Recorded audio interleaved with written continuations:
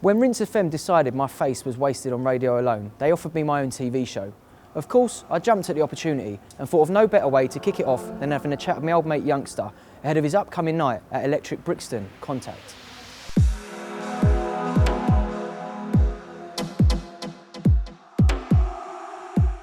To kick off the interview, do you want to let people know a little bit about you, how you started out as a DJ and what your initial interests were musically? Well, initially I was really into jungle and garage, and as time went on and things got more serious, that's when I was more drawn to the less vocal and more stripped back, a bit more darker sort of garage.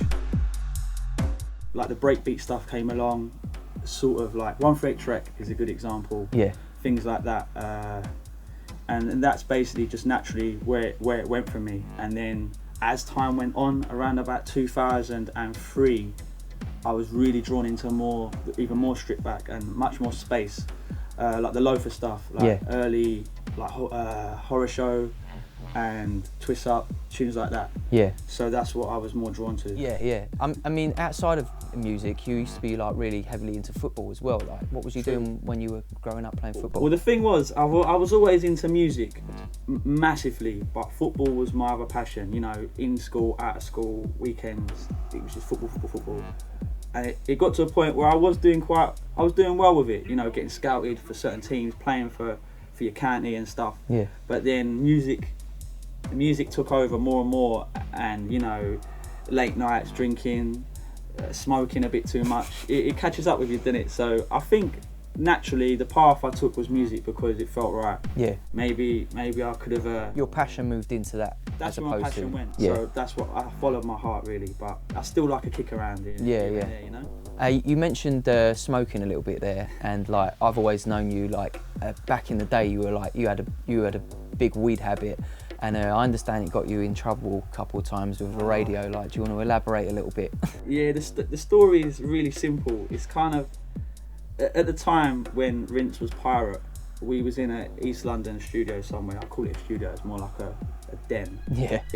You know, I'm sure you remember the one I'm referring to. But, you know, we was always trying to be one step ahead of everyone else. And at that time, we was trying to be more professional. So the management decided to quit smoking altogether in the studio, and I thought I was clever and thought I could sneakily still achieve smoking without the management finding out.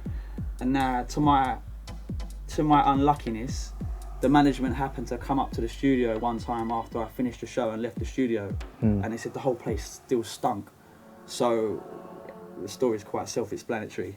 I got a band, and you know, that they made a thing of it just to show people that, you know, they ain't messing around. Yeah. So it was my own fault, but yeah, live and learn, eh?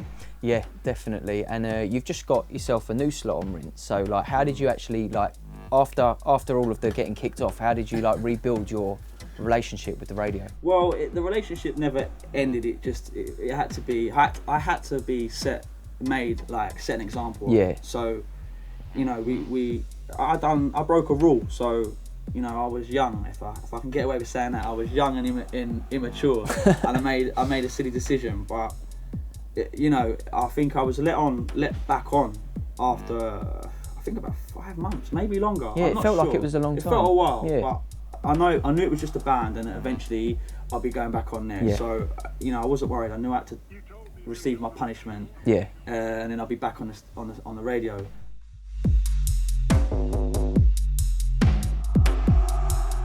I hope you don't mind kind of elaborating a little bit on and talking to us about your change from vinyl to CDJ. Right.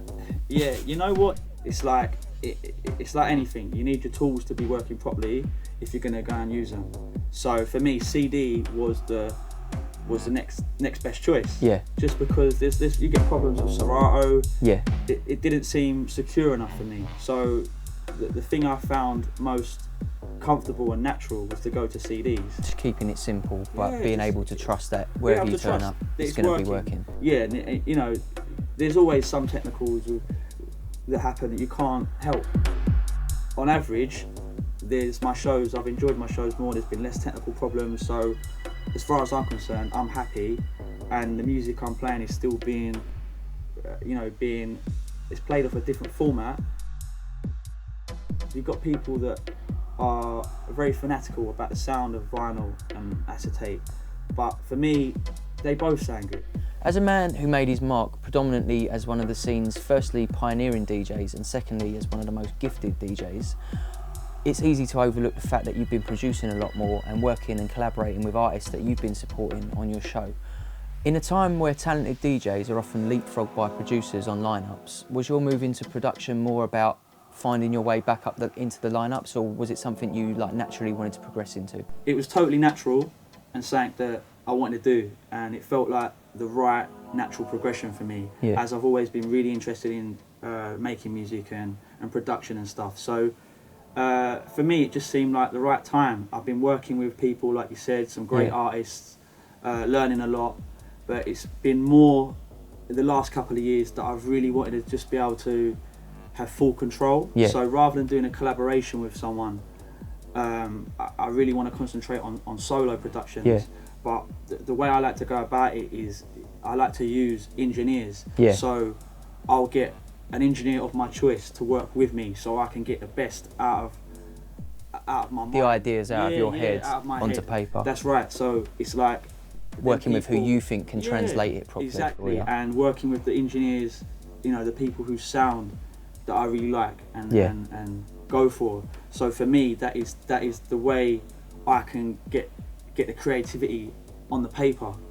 So what's the aim production-wise for you? Do you foresee yourself writing an album in the future one day, or are you just taking it step by step, release by release? Like, that is my aim. The aim is to one day be able to do that, and I believe that I can achieve doing an album. But for the moment, I want to concentrate on just getting some 12s out there. Keep pushing my stuff with Tempa. But eventually, I'd love to get to the point where I'm doing a full-on album. Definitely. Wicked.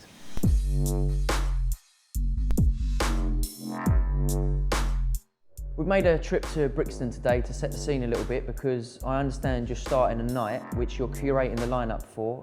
It's called Contact and it starts on the 26th of April.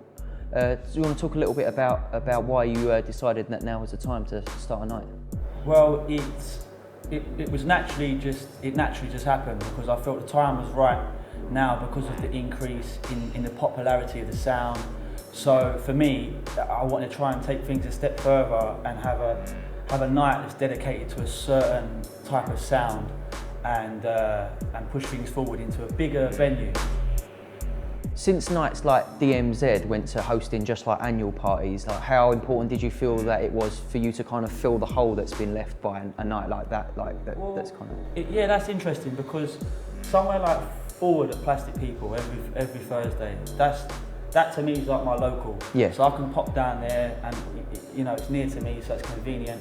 But at the same time, there'll always 9 times out of 10 be someone there that I really want to listen to. So that is nice, but I do feel other than that, there is the odd night here and there, the good nights, but I still think there's a gap to do something bigger and more, just not even weekly. It's not about trying to do something monthly. It's just about doing the odd thing here and there with the right people. With the right people in the right venue, and just showing that we can do it. And that we can get a bigger group of people together to enjoy a certain sound.